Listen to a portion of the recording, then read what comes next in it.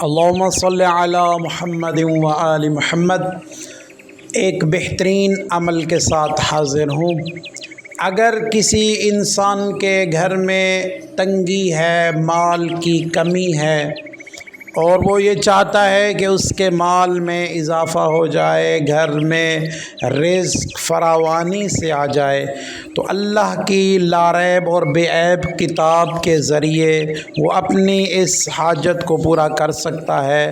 عمل بہترین ہے، وہ یہ ہے کہ آپ نے ہر روز سونے سے پہلے ایک مرتبہ سورہ واقعہ کی تلاوت کرنی ہے، اور اس کے بعد اپنے اللہ سے جو بھی مانگنا چاہیں تو خالق کائنات آپ کو وہ چیز عنایت فرمائیں گے۔ تو رزق کے وسعت کے لیے بہترین راستہ ہے۔